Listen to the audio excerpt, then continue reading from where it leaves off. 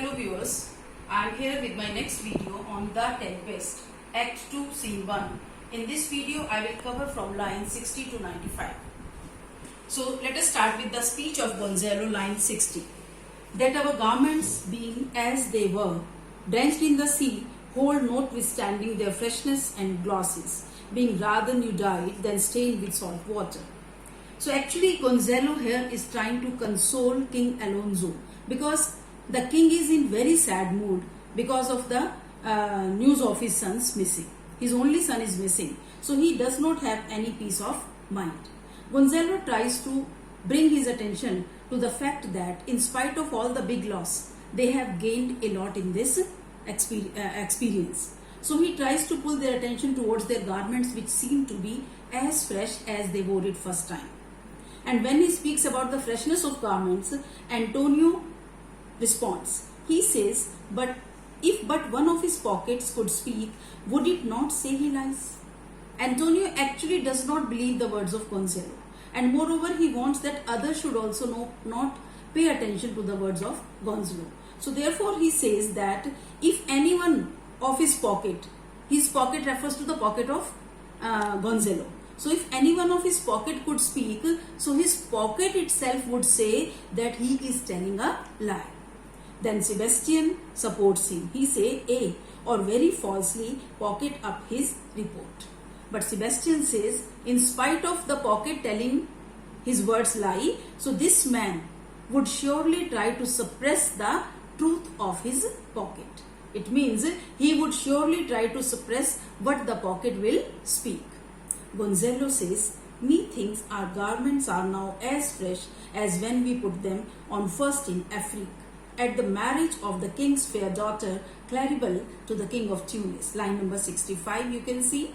So Gonzalo continues his words. He is not at all affected by the sarcastic comments of Antonio and Sebastian.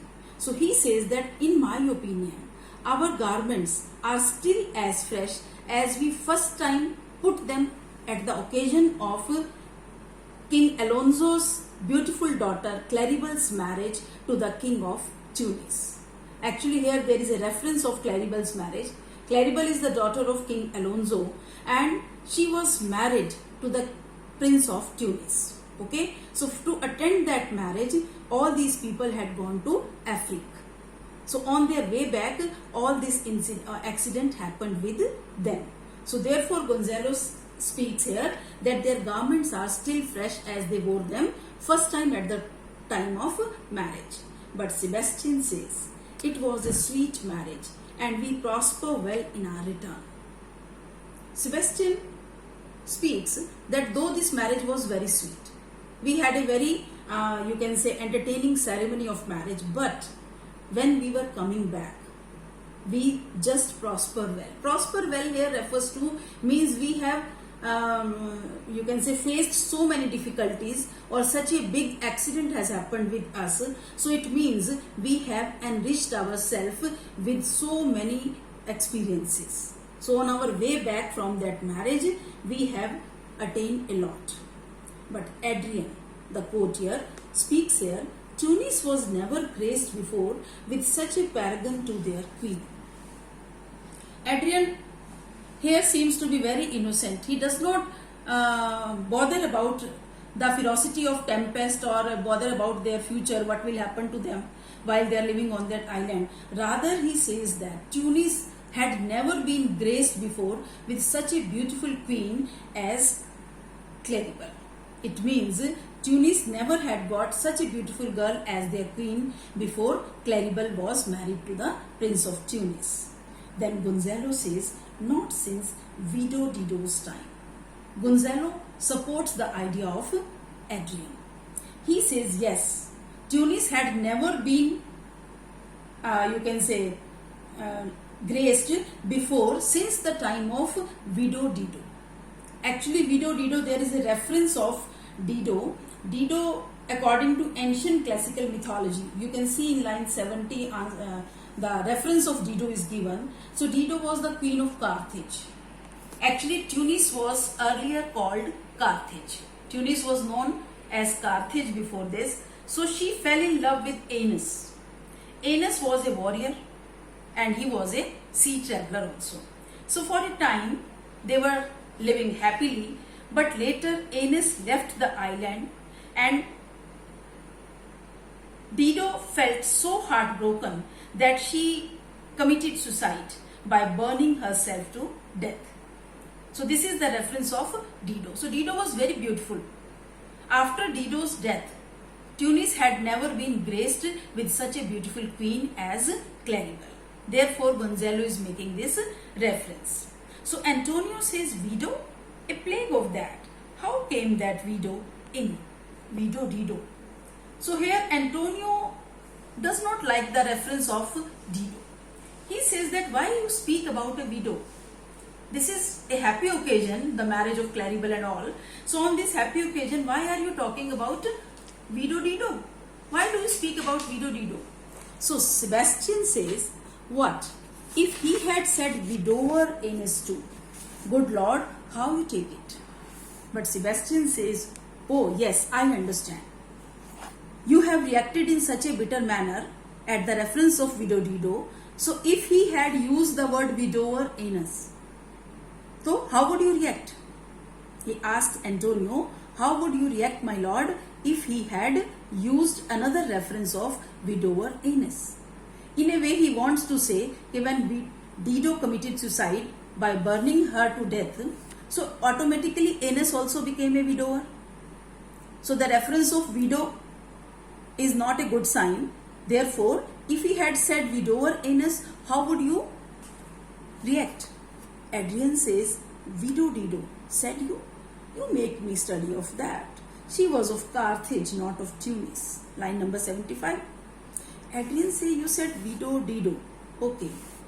You use this word, but this word has made me to just reflect. I don't think that she belonged to Tunis. Actually, Vido Dido belonged to Carthage. She was from Carthage, not from Tunis. Then Gonzalo clarifies, this Tunis, sir, was Carthage. So Gonzalo corrects him. He says that, yes, sir, you are right. But the same Tunis, which is now called Tunis, earlier it was called Carthage. Adrian, Carthage? Adrian still is in surprise. How can it be possible that Tunis was Carthage once? Gonzalo say, I assure you, Carthage. But Gonzalo assures him that yes, it was actually Carthage. So Antonio in line 80. His word is more than the miraculous harp. So when Gonzalo assures him, so Adrian becomes silent. So therefore Antonio just points out the comment of Gonzalo by saying that his words can have a miraculous effect on anyone, which is greater than the miraculous effect of the harp of Amphions. Here miraculous harp, that is a reference of a musician, Amphion. So Amphion's harp, okay. So it is believed that, according to mythology, it is believed that the music of his harp could raise the walls of Thebes. Thebes is a mythological city. So it is believed that the walls of this city were raised because of the power of Amphion's music. So here Antonio says that Gonzalo's words are also so powerful, so strong that he could have impact on anyone like the miraculous harp of Amphion. Then Sebastian says he has raised the wall and houses too. Sebastian refers that yes, sir, in his imagination he has raised. Here actually he refers to Adrian. Adrian is so influenced by his words that he has started to build a city in his imagination. In his imagination, he has not only raised the walls but houses also in that cities. So Antonio say, what impossible matter will he make easy next? So Antonio thinks it is very impossible. It is almost impossible to build a city with words only. But since this man has done so, because in his imagination and Adrian has raised the walls of that city, so he says that what next impossible thing he is going to make possible using his words. Then Sebastian says, I think he will carry this island home in his pocket and give it to his son for an apple. Sebastian says, Sir, I think next impossible thing he is going to do, that he will pick up this island, keep that island in his pocket, and when he go back home, so there he will present this island to his son, saying that this is an apple for you. I have brought this apple for you. Okay. So Antonio says in line 85, and sowing the kernels of it in the sea bring forth more islands. Antonio exaggerates the same statement. He says yes, he will offer this apple, this island as an apple to his son, and then he will tell his son to sow the seeds of that apple in the sea, and when these seeds will be sown in the sea, so many more new islands will grow. Okay, as by sowing the seeds plants grow, so therefore by sowing the seeds of that apple into the ocean, many new islands will grow. Then Gonzalo say A. Gonzalo is in his own imagination. He says yes, you are right. In a way he supports that yes, it can happen. Antonio say, why in good time? Antonio say, oh, you have woke up in good time.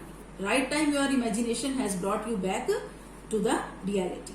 Then Gonzalo says, sir, we were talking that our garments seem now as fresh as when we were at Tunis at the marriage of your daughter, who is now free.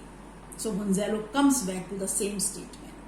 Okay. So now it is the last statement of Gonzalo in this video, in which he again say that we were talking about the garments, which are still as fresh as when we wore them first time at the time of your daughter's marriage.